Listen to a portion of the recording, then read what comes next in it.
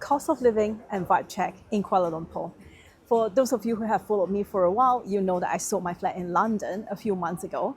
And for the past couple of months, I have been camping out in Malaysia and Singapore, just sussing out where I would like to base myself.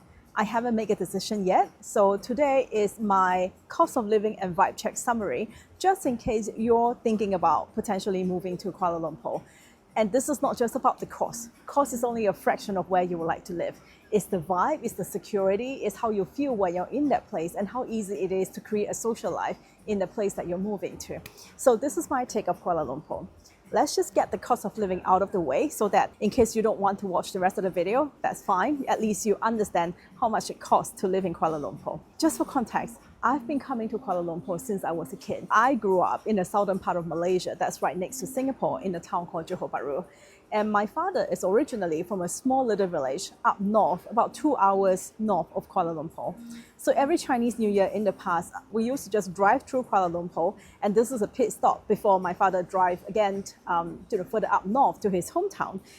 So I'm not unfamiliar with Kuala Lumpur, and obviously Kuala Lumpur have changed a lot since I was a kid. So there are things that I'm familiar with which has Kuala Lumpur working in my favor. There are also things that I like about Kuala Lumpur as a tourist. It goes without saying, it has to be the food. Food in Malaysia, and Singapore has a similar context. Food in Malaysia is multicultural. It has influence from Malay, Indians, Chinese, and you also have a lot of international food like Korean, Japanese. Italian food is really popular around here. Middle Eastern, of course. And you also have a lot of traditional Chinese food that you didn't get in Malaysia in the past. Things like hot pot, ro chuan, some of the Uyghur cuisine, for example, you can find them easily in Kuala Lumpur. What I didn't like about Kuala Lumpur as a tourist is the traffic jam and the heat and humidity. And it's not exactly very walkable. I wouldn't say this is a deal breaker for me. I just changed my lifestyle. I noticed that I'm a much bigger mall rat. I call myself mall rat ever since I moved to sort of live in Kuala Lumpur for the past couple of weeks. I wouldn't say it's less enjoyable as compared to walking around the high street in London. It's just a very different experience. And you just adapt, right? When it's so humid outside, you don't really want to walk on the street anyway. So let's start with rental. This is the biggest expense for everybody, wherever you live anyway, unless you live with your parents. I've actually did another video about renting in Kuala Lumpur, but just as a guide. Let's say you're looking to rent a 1-bedroom flat. I just did a quick search. 1-bedroom flat can range from anything as little as 1,000 Malaysian ringgit, which is less than 200 pounds per month, to something as expensive as 10,000 pounds in the Ritz-Carlton residence. In my video, which is the link somewhere around here, the Airbnb that I rented is available for longer term rent as well. And the rent was about 2,600 ringgit per month, which is less than 500 pounds per month. It's actually quite a nice studio flat near Bangsa, which is a reasonably medium upmarket sort of area in Kuala Lumpur. I do have my sad side on this development called the Conley, and the rent is going between 6,000 to 7,500 ringgit per month, which is a little bit less than 1,500 pounds. It is a very, very beautiful flat with swimming pool and sauna, and it was designed by a Japanese designer, and the facilities are absolutely amazing. That's still a little bit out of my budget for now. So yeah, maybe give me a bit of time and I might shoot my video from the Conley one day. Food. Yes, people can't stop talking about the food in Malaysia. Just as a guide, in terms of pricing, the range can be pretty wide as well. I've had all sorts of price range in Kuala Lumpur. I've had breakfast that cost me as little as 6 ringgit 50 cents, which is less than £1.50, and that's roti canai with drinks in a roadside store.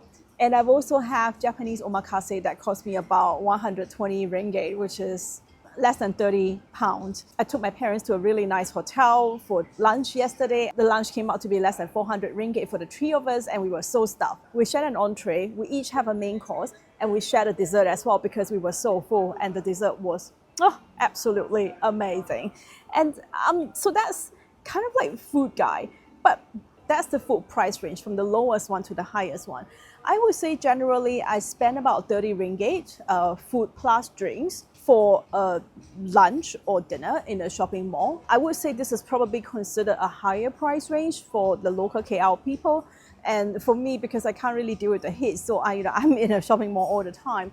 And really speaking about shopping mall, you'll be spending a lot of time in shopping mall. You'll be doing your groceries there, you'll be having your lunch and dinner there, you'll be meeting your friends there, you'll be doing entertainment, you'll be doing shopping, buying clothes, everything. A shopping mall here, even Bloomberg mentioned, is very easy to spend 12 hours in a shopping mall. And I would say 12 hours is actually an underestimation. And getting around. So for those of you in London, you have no idea how expensive transport in London is until you get out of the UK. In my past 2 months floating between Kuala Lumpur and Singapore and Johor Bahru, when I'm in Malaysia, I have never taken public transport. I mean, I Grab, I guess you can consider that public transport. You have no idea how affordable it is. Generally, for a 10 to 15 minutes cab ride, it will cost you about 10 ringgit, 10 to 15 ringgit, which is between 2 to 3 pounds. Yeah, this is a cab between 2 to 3 pounds. On longer journeys, that's say about 30 minutes cab ride, it will cost me about 40 ringgit, so that's like 7 pounds. And so you don't want to deal with the heat, you just call them on your phone and they will arrive in a few minutes time, and then you can keep your cool. Medical. Private medical care in Malaysia is extremely high standard. In fact, Malaysia is a medical tourism destination for Southeast Asian countries because the doctors here are very, very high quality and the medical facilities here are really good. I would say on par, at least on par with London, and it's a lot cheaper than Singapore. A lot of the doctors here are either trained in Australia or UK, or some of them are trained in the US. So you are talking about international level doctors and dentists here in Malaysia. I'll give you an example. I had to do a root canal treatment and the NHS waitlist was super duper long, and since I was coming back to Malaysia anyway, I figured I might as well just get that done in Malaysia. It cost me about 5,500 ringgit, which is about 1,100 pounds.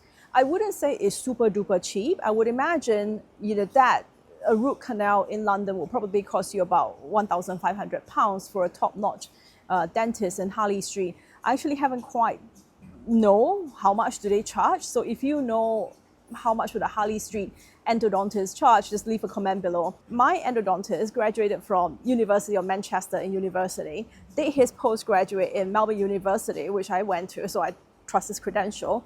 He also did a postgrad after he did his master's in Melbourne University. He did a postgrad in University of Pennsylvania in the US. So we're talking about a highly qualified medical professional, and he charges me 5,500 ringgit for a root canal treatment.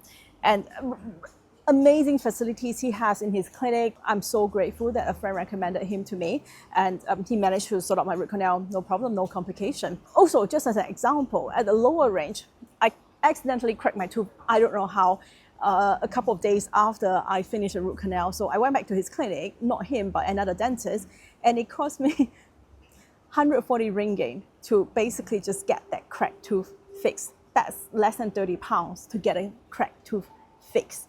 This is how affordable private healthcare is in Malaysia. And it's quite straightforward. You can be a foreigner and you can just walk into a private clinic. If you need an emergency, there are GPs that are open 24 hours. You can basically just walk in and show them your passport and register, and they will just charge you as a private patient.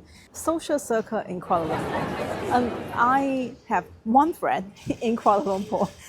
He is somebody I met when I was working in Shanghai. He's actually American and he decided to retire here in Kuala Lumpur because the cost of living here is so attractive, and his partner is based in Kuala Lumpur. Through him, I got to know a couple of other friends, so my social circle in Kuala Lumpur is growing. My take comparing social circle in Singapore versus social circle in Kuala Lumpur. Both countries, people are just super duper friendly. Kuala Lumpur people are also a lot more chill as compared to Singaporeans.